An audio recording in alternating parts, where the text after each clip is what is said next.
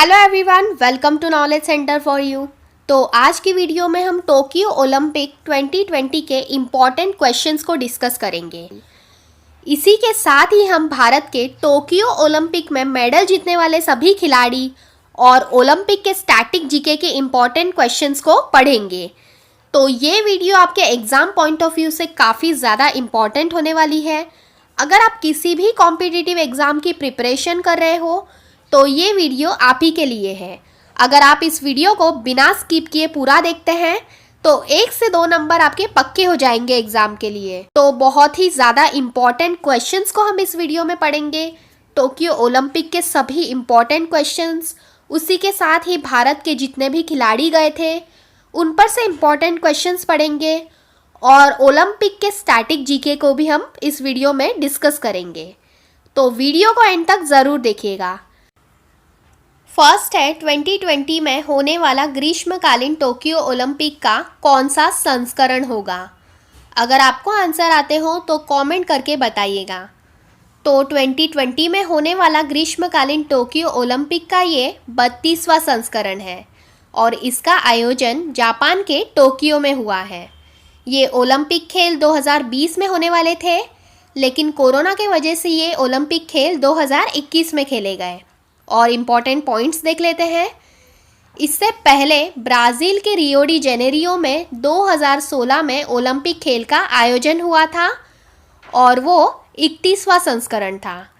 और अगला summer Olympic खेल ये 2024 में फ्रांस के पेरिस में खेला जाएगा और वो 33वां संस्करण होगा।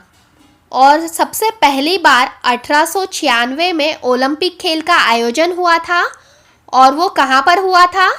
तो सबसे पहले ओलंपिक खेल का आयोजन ये ग्रीस के एथेंस में हुआ था।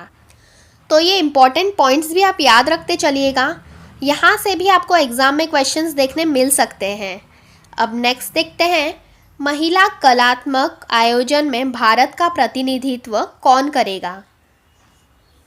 तो इसका आंसर होगा प्रणीति नायक। तो प्रणीति नायक ने ओलंपिक में अकेले जिम्नास्टिक में भारत का प्रतिनिधित्व किया। ये ओलंपिक में क्वालिफाई करने वाली भारत की दूसरी जिम्नास्ट हैं और ये पश्चिम बंगाल से हैं। दीपा कर्माकर को तो आप सभी लोग जानते ही होंगे। ये ओलंपिक में क्वालिफाई करने वाली भारत की पहली जिम्नास्ट हैं। पिछले 52 वर्षों में ऐसा करने वाली दीपा कर्माकर ये पहली जिम्नास्ट हैं।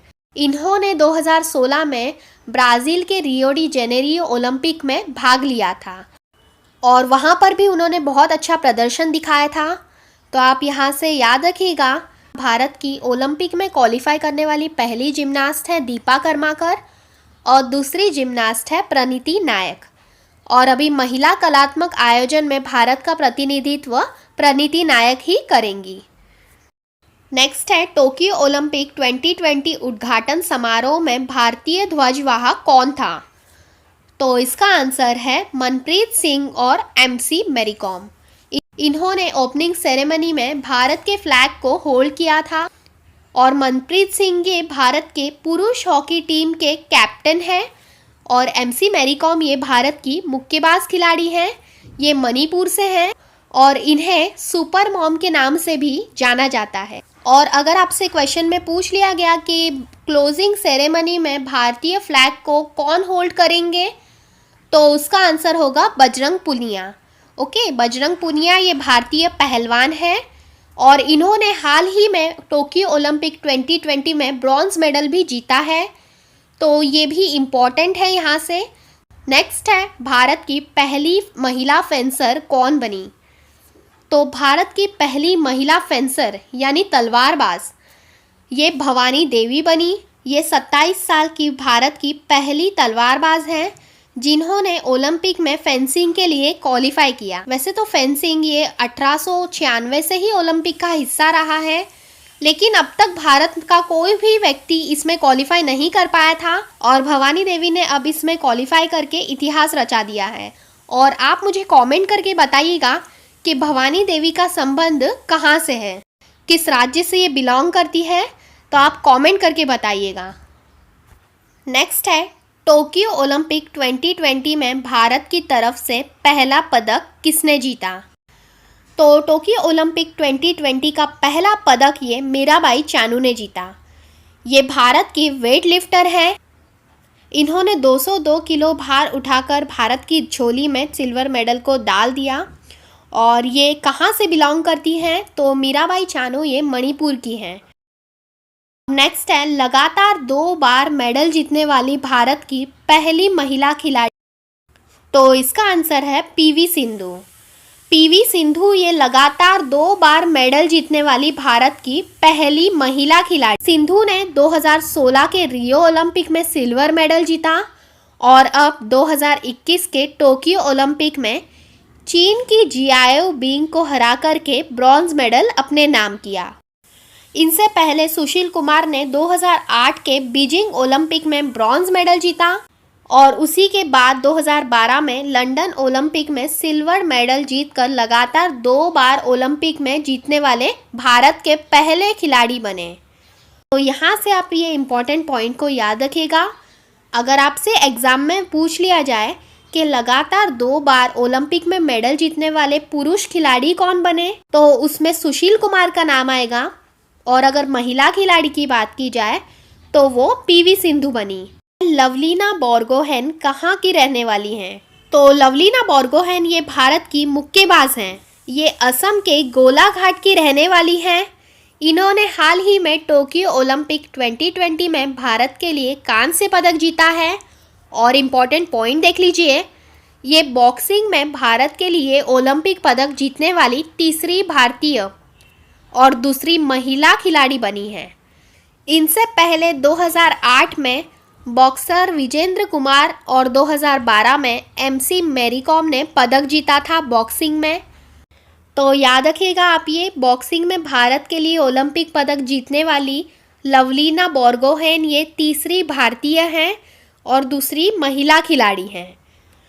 और ओलंपिक में बॉक्सिंग में पहला पदक जिताने वाली पहली महिला ये एमसी मैरीकॉम है। और पहले पुरुष बॉक्सिंग में ओलंपिक में पदक जिताने वाले ये विजेंद्र कुमार है। अब नेक्स्ट है, टोक्यो ओलंपिक 2020 में रवि कुमार दहिया ने कौन सा पदक जीता? तो रवि कुमार ने सिल्वर मेडल जीता है। ये भारत के पहलवान हैं। रवि कुमार से पहले सुशील कुमार ने कुश्ती में सिल्वर मेडल जीता था। वो भारत के कुश्ती में मेडल जीतने वाले पहले भारतीय बने। और सुशील कुमार के बाद रवि कुमार दहिया ये कुश्ती में मेडल जीतने वाले भारत के दूसरे पहलवान बन गए। नेक्स्ट है, टोक्यो ओलंपिक 2020 में भारतीय पुरुष हॉकी टीम ने कौन सा पदक जीता? तो टोक्यो ओलंपिक 2020 में भारतीय पुरुष हॉकी टीम ने कांस्य पदक जीता है। और इम्पॉर्टेंट पॉइंट देख लीजिएगा कि भारतीय पुरुष हॉकी टीम ने 41 साल बाद जर्मनी के खिलाफ मुकाबले में 1-3 से पिछड़ने के बाद भी जोरदार वापसी की और 5-4 से मुकाबला अपने नाम करते हुए ब्रॉन्ज मेडल जीता। तो वेरी वेरी इम्पॉर्टेंट क्वेश्चन है ये। नेक्स्ट है, ओलंपिक के किस खेल को हटा दिया गया था और टोक्यो 2020 में फिर शामिल किया गया? तो इसका आंसर होगा बेसबॉल। बेसबॉल ये पहले भी ओलंपिक का हिस्सा था। बीजिंग के ओलंपिक के बाद इसे हटा दिया गया था और अब टोक्यो ओलंपिक 2020 में बेसबॉल को फिर शामिल किया गया। टोक्यो ओलंपिक 2020 में किस खेल को शामिल किया गया? अब नया खेल कौन सा शामिल हुआ है टोक्यो ओलंपिक 2020 में? तो इसका आंसर होगा कराटे। ओके, नेक्स्ट है, नीरज चोपड़ा ने कौन सा मेडल जीता? तो नीरज चोपड़ा ने टोक्यो ओलंपिक 2020 में 87.58 मीटर भाला फेंक कर गोल्ड मेडल जीता। ये भाला फेंक यानी जेवलिन थ्रो के खिलाड़ी हैं। तो नीरज चोपड़ा ये 2020 में ओलंपिक में जेवलिन थ्रो में मेडल जिताने वाले भारत के पहले खिलाड़ी बन गए हैं। और नीरज के बाद दूसरे स्थान पर रिपब्लिक के जाकुब वेदलिच ने सिल्वर मेडल जीता और चेक रिपब्लिक के ही खिलाड़ी वितेस्लाव विसेली ने ब्रॉन्ज मेडल जीता।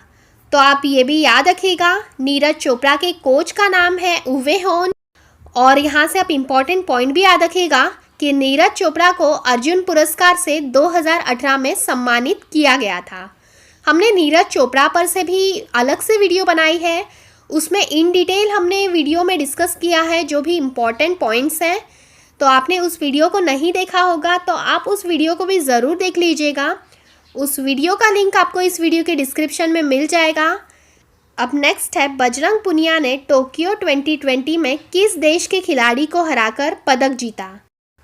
तो बजरंग ने कजाकिस्तान के रेसलर डाउलेट नियाज वेकोव को 8-0 से हरा करके ब्रॉन्ज मेडल अपने नाम किया। इन्होंने कुश्ती में 65 केजी वर्ग में कांस्य मेडल जीता है बजरंग पुनिया। तो आप याद रखिएगा, ये हरियाणा के झज्जर में रहते हैं। और इम्पॉर्टेंट पॉइंट देखिए, बजरंग पुनिया को 2015 में अर्जुन पुरस्कार से सम्मानित किया, उसके बाद 2019 में पद्मश्री से सम्मानित किया और 2019 में ही राजीव गांधी खेल रत्न से सम्मानित किया गया। और इनके कोच का नाम है एम्जारियस बेंटिनिडी। ओके, अब नेक्स्ट है, टोक्यो ओलंपिक 2020 का आदर्श वाक्य क्या है? तो इसका आदर्श वाक्य है United bye emotions. Tokyo Olympic 2020 का शुभंकर क्या है? तो हर ओलंपिक में शुभंकर होते हैं यानी मैस्कॉट। तो टोक्यो ओलंपिक 2020 का शुभंकर ये मिराई तोवा है। और इससे पहले ब्राज़ील के रियो डी जेनेरियो में ओलंपिक का आयोजन हुआ था, तो उस शुभंकर का नाम ये विनीसियस था। और अब टोक्यो में ही पैरा ओलंपिक का आयोजन किया जाने वाला है। 24 अगस्त 2021 से लेकर के 5 सितंबर 2021 के बीच पैरा ओलंपिक खेले जाएंगे। तो पैरा ओलंपिक के शुभंकर का नाम होगा सोमाइटी। तो आप ये भी याद रखिएगा, पैरा ओलंपिक के शुभंकर का नाम है सोमाइटी और टोक्यो ओलंपिक 2020 के शुभंकर का नाम ये मिराई तोवा है। अब नेक्स्ट हम ओलंपिक के स्टैटिक जीके को देखेंगे। तो सबसे पहले देखते हैं ओलंपिक की शुरुआत कब हुई थी। तो देखिए, सबसे पहले ओलंपिक खेल ये 776 ईस्वीसा पूर्व में आयोजित किए गए थे। यूनानी कैलेंडर के अनुसार ये आयोजित किए गए थे 776 ईस्वीसा पूर्व में और इसी के कारण से इस खेल का नाम ओलंपिक पड़ा। और उसके बाद ये खेल हर 4 वर्ष में आयोजित होने लगे और उसके बाद रोम के राजा थियोडीसियस के आदेश के अनुसार इन खेलों का आयोजन बंद कर दिया गया था। उसके बाद 1896 में आधुनिक ओलंपिक खेलों की शुरुआत हुई और तब इस खेल में हिस्सा लेने वाले देश केवल 14 ही थे। और अगर आपसे एग्जाम में पूछ लिया जाए कि सर्वप्रथम प्राचीन ओलंपिक खेल की शुरुआत कब हुई थी, तो आप आंसर दीजिएगा 776 ईस्वीसा पूर्व में। और अगर आपसे एग्जाम में ऐसे पूछ लिया जाए कि आधुनिक ओलंपिक खेल की शुरुआत कब हुई थी, तो आधुनिक ओलंपिक खेल की शुरुआत ये 1896 में हुई थी।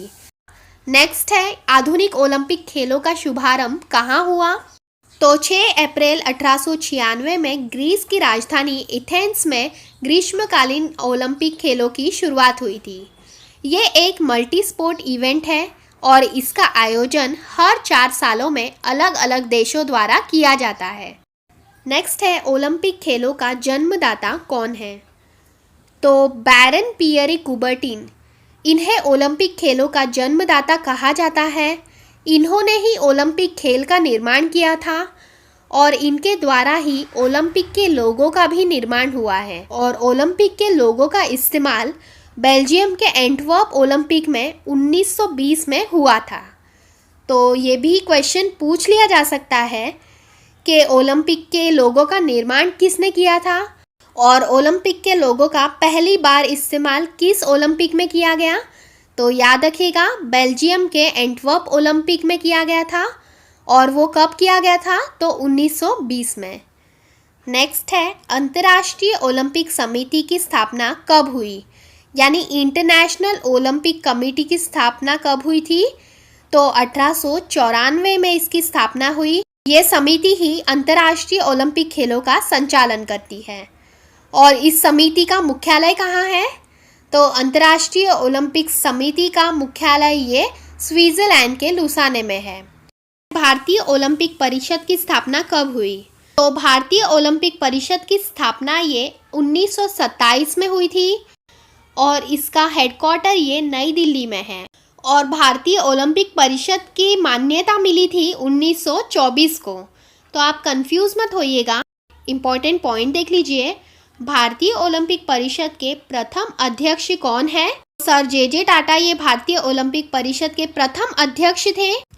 और अगर वर्तमान अध्यक्ष की बात की जाए तो नरेंद्र ध्रुव बत्रा ये भारतीय ओलंपिक परिषद के अध्यक्ष हैं। नेक्स्ट है, पहली बार ओलंपिक में भारतीय महिलाओं ने कब हिस्सा लिया? तो देखिए 1900 के फ्रांस के पेरिस में आयोजित हुए थे ओलंपिक, उसमें भारत की महिलाओं ने पहली बार हिस्सा लिया था। और इम्पोर्टेंट पॉइंट देख लीजिएगा, जो 2012 के लंदन ओलंपिक हुए थे उसमें पहली बार सभी प्रतिभागी देशों द्वारा महिला एथलीट को भेजा गया था। तो ये भी आप याद रखिएगा। ओलंपिक ध्वज का विधिवत उद्घाटन कब हुआ? तो ओलंपिक ध्वज का विधिवत उद्घाटन ये 1914 में किया गया था। और 1914 में ओलंपिक खेल का आयोजन ये फ्रांस के पेरिस में हुआ था। ओलंपिक में मशाल जलाने की प्रक्रिया कब शुरू हुई? तो ओलंपिक में मशाल जलाने की प्रक्रिया ये 1928 के एम्स्टर्डम ओलंपिक में शुरू हुई थी।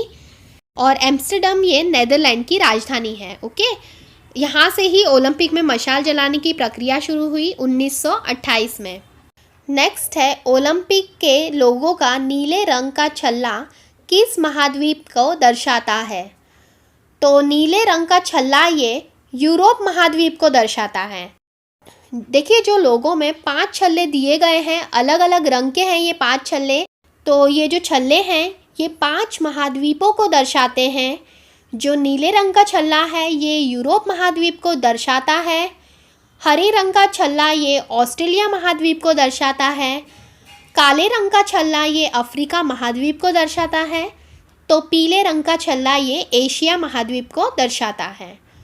और 5वां छल्ला ये उत्तर और दक्षिण अमेरिका को दर्शाता है, वो है लाल रंग का छल्ला। अब नेक्स्ट है, पहला शीतकालीन ओलंपिक का आयोजन कहाँ हुआ था? तो हमने देखा था पहला समर ओलंपिक का आयोजन ये 1896 में हुआ था ग्रीस में। और पहला शीतकालीन ओलंपिक का आयोजन कहाँ हुआ था? तो वो 1924 में फ्रांस के चमोनिक्स में हुआ था। और अगर पहला पैरा ओलंपिक का आयोजन पूछ लिया जाए तो वो 1960 में इटली के रोम में हुआ था। तो आप ये दोनों पॉइंट्स यहाँ से याद रखिएगा। और यहाँ से इम्पोर्टेंट पॉइंट देख लीजिए, पहली बार समर ओलंपिक में शुभंकर को 1968 में फ्रांस के ग्रीनोबल में शामिल किया गया था। फ्रांस के ग्रीनोबल में हुआ था ओलंपिक, तो वहाँ पर पहली बार शुभंकर का उपयोग किया गया था और उसका नाम था शूज। अब नेक्स्ट है, ओलंपिक के आदर्श वाक्य से संबंधित 3 शब्द। तो इसका आंसर होगा CTS, अल्टियस एंड फोर्टियस।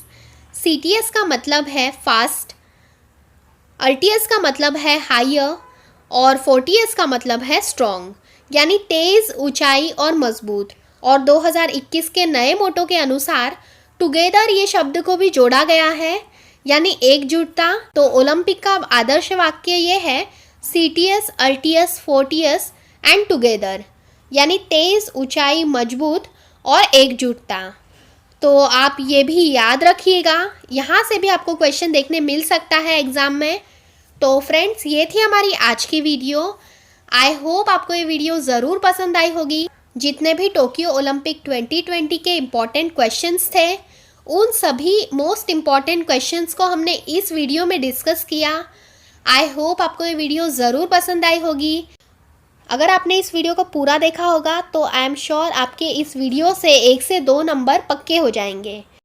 अगर आपको ये वीडियो पसंद आई होगी तो आप इस वीडियो को ज़रूर लाइक कर दीजिए, अपने फ्रेंड्स के साथ इस वीडियो को ज़रूर शेयर कर लीजिएगा। आपके लाइक्स एंड सब्सक्राइब ही हमें मोटिवेट करते हैं कि हम आगे भी ऐसे ही इन्फॉर्मेटिव वीडियो आपके लिए शेयर करते रहें। तो चैनल को सब्सक्राइब करना बिल्कुल भी मत भूलिएगा। मिलते हैं नेक्स्ट वीडियो में।